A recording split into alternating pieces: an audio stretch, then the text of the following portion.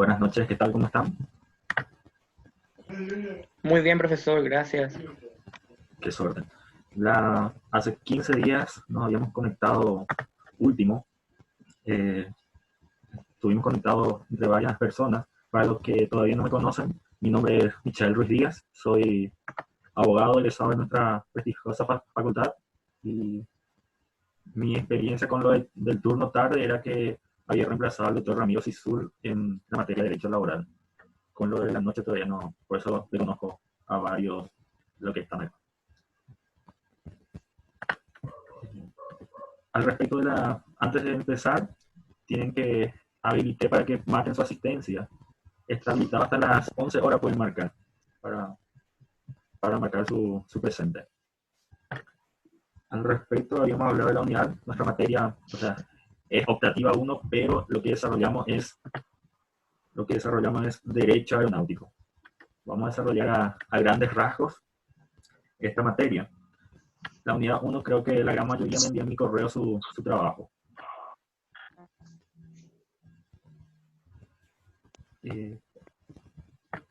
Hoy vamos a tratar de desarrollar, nuestras unidades son cortas, por suerte, porque tenemos el próximo viernes, el 15, va a ser feriado nuevamente. Hoy vamos a tratar de desarrollar las unidades 2 y 3.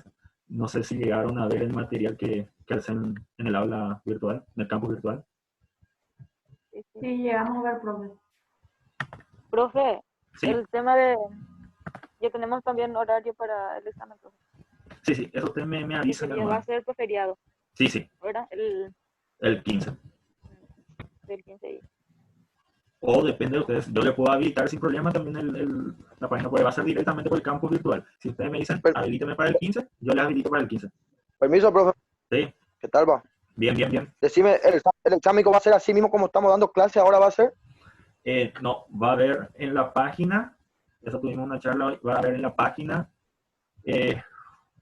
un punto así como la tarea donde entregan la tarea, va a haber tipo el examen parcial, se les va a habilitar por cierto horario, o sea, pueden entrar por cierto horario, la duración va a ser 1 hora o 2 horas cátedra, que serían 100 minutos, y van a haber 15 preguntas por ello, o sea, por 15 puntos va a ser esa parcial. O sea, va a ser en el mismo día rinden todos los compañeros también. Sí. Va a ser un examen. Sí. Entonces ya se descarta que las pruebas, o sea, que las parciales van a ser presenciales. Se descarta o sea, que todas las pruebas van a ser virtuales. La primera parcial virtual ya confirmado. La segunda todavía no sabemos cómo hacer, dependiendo de lo que dice las autoridades. Pero la primera parcial es... Por ahí escuché que posiblemente volvemos a las clases presenciales. Sí. Depende cómo el gobierno, depende si el gobierno autoriza, volvemos a las presenciales. Vamos a dar clase ahora y después vamos a preguntar. Bueno, comparto perfectamente.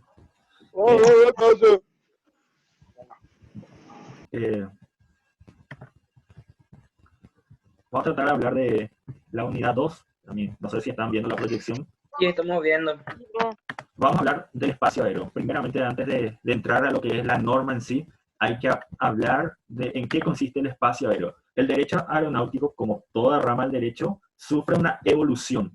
O sea, no es que de la noche a la mañana ya se encuentra legislado todas las cosas. Se encuentra una evolución desde que se necesita regular esta materia, que es la creación de materia de la unidad 1, está más o menos la historia de cómo comenzaron las aeronaves. Hoy vamos a hablar del espacio aéreo. No sé si me escuchan bien el retorno. Sí. Del espacio aéreo. Vamos a hablar en qué consiste ese espacio aéreo. Antes de entrar, al momento del inicio había una confusión de qué consistía el espacio aéreo. Había doctrinas o pensamientos que decían que el aire, como es inapropiable, era de todos, así inapropiable, desde anteriormente ustedes van a ver, vieron esos derechos reales, cosas inapropiables, y dicen que el espacio aéreo era todo, o sea, el espacio, nadie te podía decir, uno podría circular sobre el espacio aéreo sin ninguna restricción, por decirlo así. Algunas teorías sobre ese punto. Después viendo que eso afectaba a algunos puntos, dijeron no, el Estado, algunos lo usaban para controlar con fines económicos, con fines militares, y de a poco se vino regulando esta materia hasta lo que hoy día se conoce. Eso vamos a hablar. La teoría de la libertad absoluta, libertad absoluta está de las zonas, la soberanía restringida y la soberanía absoluta. Es decir, vino puliéndose hasta lo que hoy en día conocemos. Y vamos a tratar de hacer un enfoque cuál es esa teoría que hoy sigue nuestro código aeronáutico.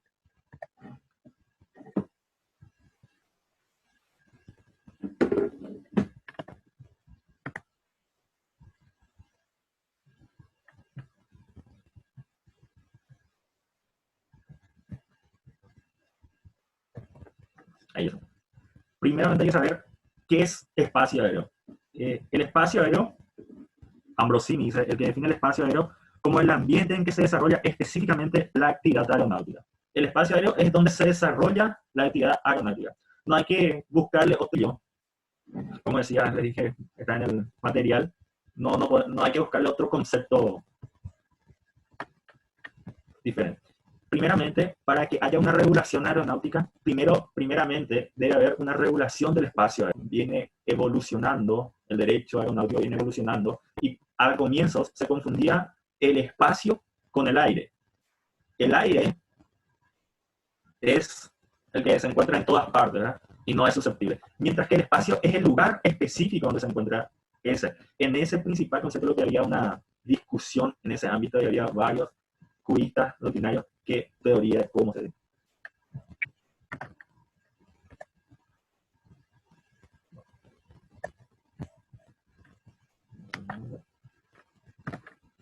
Esas teorías, vamos a hablar de 3 teorías principales: la teoría de la libertad absoluta, la teoría de las zonas, la teoría de la soberanía restringida y la teoría de la soberanía absoluta.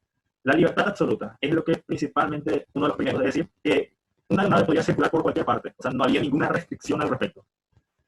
La teoría de las zonas, después, diciendo que esto no puede ser, entonces surgió otra teoría de la zona, permitiendo una parte de la libertad absoluta, pero haciendo una división de zonas. Profe, Es decir, ¿sí? profe, está saliendo muy entrecortado, profe. Bueno, No se está entendiendo bien. ahí que está. Apenas entiendo. ¿Qué tal ahí? Habla un poco a ver si se entiende bien. Bueno. Estamos hablando de la libertad absoluta. Que No sale nada, profe. No se escucha nada. Ahí que está.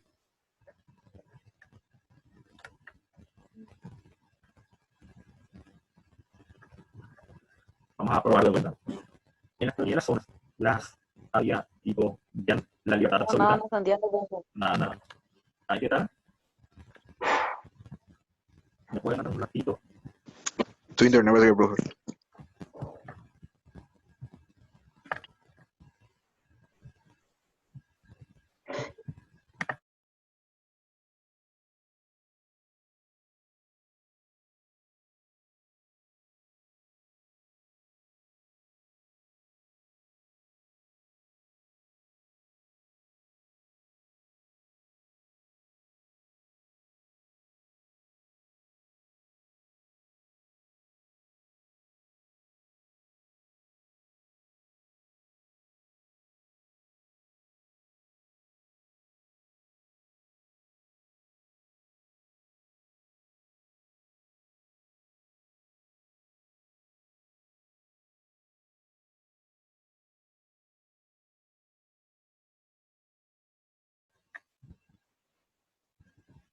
Probando de vuelta. Ahí que está. Ahí sí se está escuchando mejor. A mí la señal está un poco lenta. Bueno.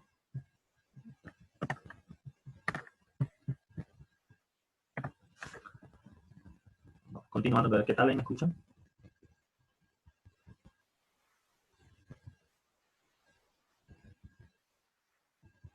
Mejor nada. Sí, se escucha muy bien ahí, profe.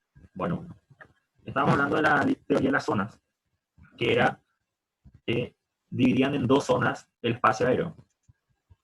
Hubo primero teorías desde el suelo hasta arriba, 1000 metros, hasta que hubo teorías que eran 330 metros, si no me equivoco, donde era la altura de la Torre Eiffel, que en ese tiempo era la torre más alta que existía. Es decir, arriba de eso había una libertad absoluta, solamente nadie podía descender más hacia abajo, donde la soberanía de ese estado o de ese reino era el que gobernaba en ese punto. Después vinieron apareciendo la teoría de la zona restringida, que habla específicamente que se reconoce el espacio del Estado sobre esa soberanía. Pero se da permiso, o sea, no era tan restringido, o sea, solamente el Estado no era tan restringido para la circulación aérea. Después vino la teoría de la soberanía absoluta, que es lo que la mayoría están usando, o sea, se le da el nombre, pero según el comentario, que tendría también algo de restringido, ese es la unión. Pero antes de entrar, lo que sería la teoría de la soberanía absoluta es que el Estado, al legislar la circulación aérea, está poniendo su soberanía sobre ello. O sea, nadie puede circular sin un permiso de un Estado sobre ese espacio aéreo. Eso es lo que en grandes rasgos habla de las teorías. No sé, ¿alguna consulta, duda?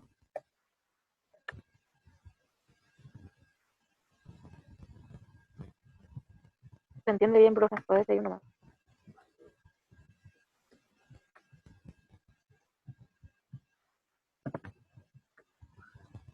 La circulación aérea, a este punto lo que nuestro sistema del Código Aeronáutico Nacional habla y consagra lo que es la soberanía absoluta. La República del Paraguay tiene soberanía en el espacio aéreo situado sobre el territorio, incluye las aguas jurisdiccionales, es decir, el Estado paraguayo. Al regular este punto tiene en ese sentido esa teoría de la soberanía absoluta, reconoce su soberanía sobre ese territorio. Pero, como dije hace rato, esa soberanía también hay una parte restringida cuando hay permisos, o sea, de ayuda, se puede circular, o cuando se tiene que pasar por el Estado para pasar a otro Estado. En esos casos, o sea, hay otra vez una soberanía restringida por los tratados internacionales. Eso es lo que sería el espacio aéreo de la unidad 2 a grandes rasgos. Acá ya entramos a tocar parte de lo que es el Código Aeronáutico.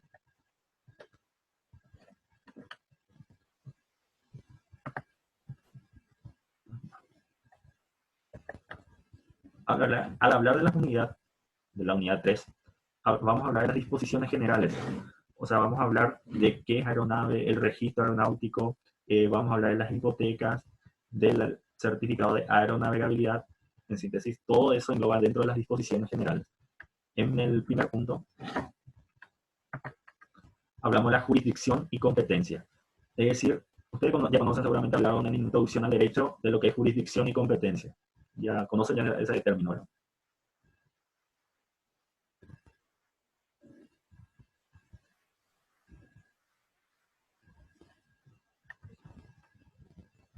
¿Qué tal el retorno? ¿Me escuchan? Sí, se escucha. Sí, profesor, te escuchamos. La diferencia entre jurisdicción y competencia, no sé si tienen sentado ya su base al respecto. Puede seguir nomás, profe. Bueno, se tiene entendido que ya se sabe, ¿no? No, profe, sí que la diferencia entre jurisdicción y competencia para poder...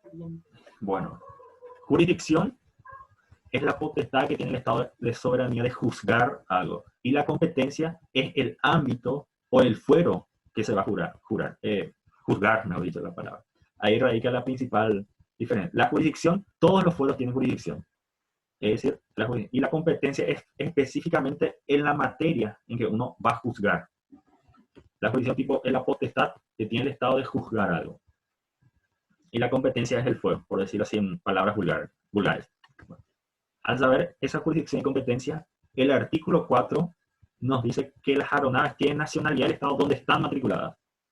Es decir, la jurisdicción recae sobre el Estado donde están matriculadas esas aeronaves, como primer punto. Y en el artículo 5 habla de quiénes estarán sometidos a la legislación de la República y serán juzgados por los tribunales o por la autoridad administrativa. ¿En qué caso? Cuando los hechos autopunibles o faltas acaecidos a bordo de una aeronave paraguaya sobre territorio paraguayo, sobre alta mar o en el espacio aéreo donde no tenga ninguna soberanía del Estado. Los hechos altos es lo que sigue citando. Los hechos punibles y faltas acaecidos a bordo de la aeronave privada sobre territorio extranjero, excepto en aquellos casos que se comprometa la seguridad del Estado.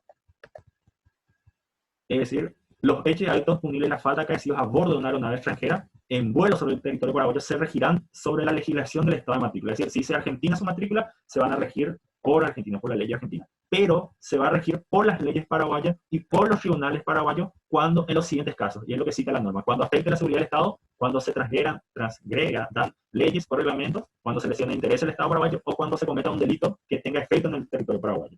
En esos casos, una aeronave extranjera se va a regir por las leyes y por los tribunales paraguayos. Vamos bien a hacer esta parte, ¿alguna duda ahí? Vamos pasando. Clases de aeronaves, primer punto. Antes de hacer una clasificación, el código da a qué se entiende por aeronave, o sea, da el concepto legal de lo que es aeronave. Y lo considera toda construcción, máquina o aparato capaz de transportar personas o cosas que se sustentan en el aire sin desplazar, que se sustentan, pero no, sin conexión material con la superficie terrestre. Es decir, todo aparato, máquina que transporte cosas o personas que no esté sin una conexión material, es decir, que circule en el espacio aéreo. A eso lo considera aeronave. Incluye ya, dentro de las aeronaves, ya incluye los helicópteros, las avionetas. Y la clasificación. Existen dos clases de aeronaves, las que son las públicas y las privadas. Las públicas son de uso oficial del poder público, como son militares, aduana y policía. Solamente en esos casos son públicos. Las demás aeronaves son privadas, y aclara la norma, aunque pertenezcan al Estado. Por ejemplo, le pertenece al Ministerio de Obra, tiene una aeronave. El Ministerio de Obra no cumple ninguna función militar, ni policial, ni aduanera. Esa aeronave se considera privada. A eso es lo que se refiere la norma.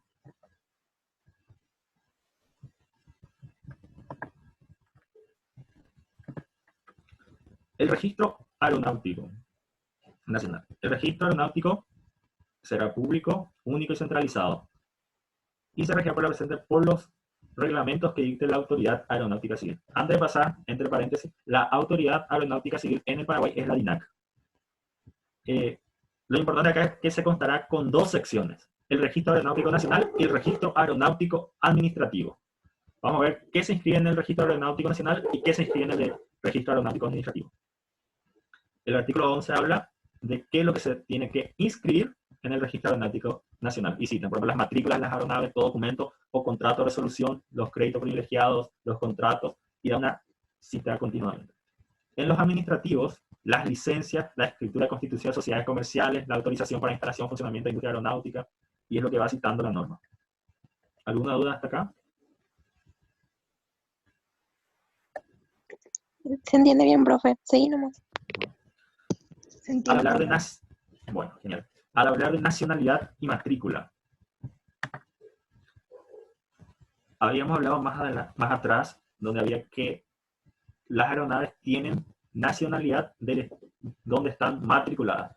En este caso, tienen nacionalidad paraguaya las aeronaves inscritas y matriculadas en el Registro Aeronáutico Nacional. Una vez que se inscriben en el registro, tienen esa nacionalidad paraguaya, esa aeronave. Aunque se fabrique en el extranjero, etcétera, tienen nacionalidad paraguaya. Está por... Vamos a acelerar. La inscripción, a este punto, se hizo en el extranjero, se inscribió en el extranjero. Al inscribir en el Paraguay, es lo que habla el artículo 16, cancela automáticamente la matrícula anterior y tiene su nueva matrícula paraguaya. Las aeronaves paraguayas deberán llevar las marcas de la nacionalidad en la matrícula en la parte visible exterior. Por eso siempre cuando vemos una aeronave, les puse la imagen, no sé si llegan a ver, esa parte visible donde dice ZP-, esa es su matrícula. Y eso es lo que tienen que llevar en la parte visible.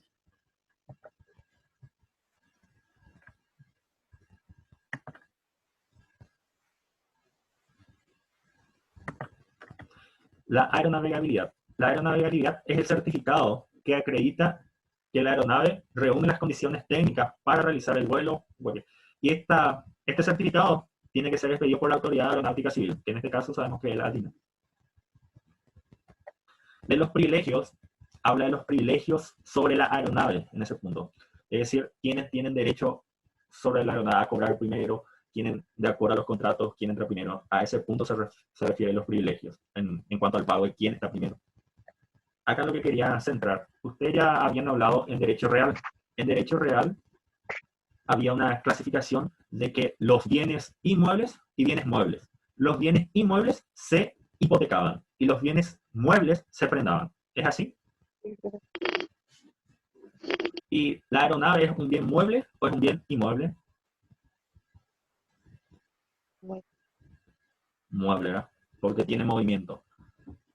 Pero en este caso es la excepción a esa regla donde dice solamente los inmuebles van a ser hipotecados. Pero hay una excepción. Dos excepciones son lo que conocen. Son las aeronaves y los buques son los que son hipotecados. Ellos no son prendados, son hipotecados. Esa era la aclaración específica que quería hacer. Las aeronaves no se prenden, se hipotecan. La prenda y la hipoteca son derechos reales de garantía. Pero en este caso, la aeronave se hipoteca. Acá habla de cómo se puede hipotecar. Se puede hipotecar la aeronave completa así, los motores, los que se encuentren en construcción con proyecto aprobado. Es decir, toda, o sea, por parte se puede hipotecar. Se puede hipotecar el motor específicamente, el hélice.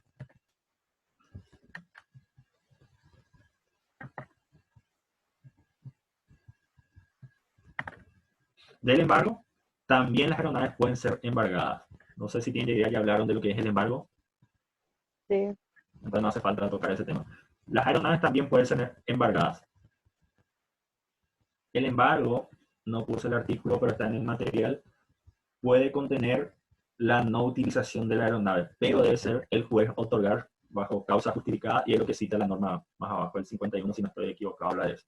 Y por último, de la documentación a bordo, es decir, toda aeronave con matrícula nacional o extranjera tiene que tener esa documentación a bordo. O sea, tiene que tener su certificado de aeronavegabilidad, el seguro obligatorio que tienen las aeronaves, tiene que tener sí o sí dentro a bordo. Que en cualquier momento le puede requerir la autoridad aeronáutica civil. Es decir, por su comunicación por radio, ellos les solicitan.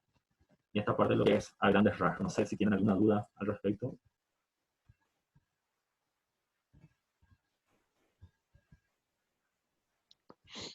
Se entendió muy bien, profe. Nos quedan 4 minutos. Hablando de esos 4 minutos, preparé lo que es un cuestionario, 12 preguntas si no estoy equivocado. Preparé ya el link, van a alzar ahora directamente en la página, en el campus virtual. Hay una parte donde dice tarea, unidad 2 y 3. En esa parte van a alzar sus archivos. Pueden alzar en cualquier archivo, hasta un archivo. Si hacen, por ejemplo, en cuadernos, hacen fotos, pasan la PDF que hacen en la página. O directamente en el archivo Word, directamente, depende ya de ustedes.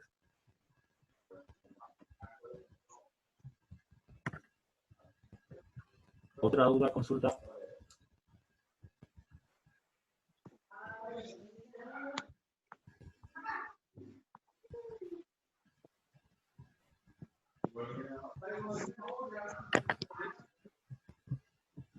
Profe, Sí, los materiales para rendir, ¿de dónde vamos a sacar, profe? De eso que de eso que se para el publica. examen. De eso que se publica. De Hay lo una que parte donde dice publica- materiales. de los materiales, de eso ahí donde dice toda la plataforma, luego. Así mismo. Esos materiales vamos a usar de eso. Yo voy a sacar el examen. Con los otros docentes no sé Los cómo hacer, trabajos, pero y los trabajos que hacemos y entregamos también, de eso va a salir alguna cosa. sí, sí, o sea, gran parte de las preguntas va a ser de eso. Se va a agregar más, pues vamos a ver las preguntas. En realidad, yo tengo que preparar varias preguntas y hacer en la plataforma. Y en la plataforma les va a salir un examen para cada persona en forma diferente, porque va a ser aleatorio. Ah, ya. Yo voy a hacer más o menos 30 preguntas y esas 30 preguntas acá se va a Profe, dividir. una pregunta. Sí. Va a ser con un cronómetro, ¿verdad? Tipo cronometrado, un tiempo específico. Sí, sí, así mismo. La recomendación que recibimos son 2 horas cátedras, o sea, van a disponer de 100 minutos para realizar Para la prueba. las pruebas. Hasta el momento yo les aviso cuántos minutos va a ser, pero lo más probable es que sean esos 100 minutos. Pero van a realizar en mucho menor tiempo. Si no es dentro de esos 100 minutos, si no llegaron a completar, y directamente dentro de la plataforma, al cerrar, al terminar ese tiempo, si no llegan a enviar todo lo que respondieron, esa ¿Y parte de ya no 15 van a enviar. puntos va a ser, profe? De 15 puntos, porque voy a hacerles valer los trabajos que me envían. Eso va a sumar los puntos, los 10 puntos, así como diría en la facultad. 15 en las parciales y 10 trabajos. Dale, gracias, profe. ¿Otra duda? Yo eso nomás, profe. Yo eso nomás. Bueno, estamos atentos a cualquier consulta. Pueden escribir en el foro o pueden enviarme en mi WhatsApp o mi correo cualquier duda o consulta. Dale, profe, muchísimas gracias. Bueno, gracias por participar y estaremos en contacto en cualquier momento. Gracias, profe. Gracias a vos, profe.